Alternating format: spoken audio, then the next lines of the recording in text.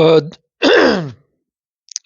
যশোরের মনিরামপুর উপজেলার খেদাপাড়া ইউনিয়নের সাবেক চেয়ারম্যান আব্দুল হকের তেলের দোকানে আগুন লেগেছে। আগুন নিয়ন্ত্রণে কাজ করছে ফায়ার সার্ভিসের একটি ইউনিট। কিভাবে এই আগুনটি লেগেছে সেটি এখনো পর্যন্ত নির্দিষ্ট করে কেউ বলতে পারছে না।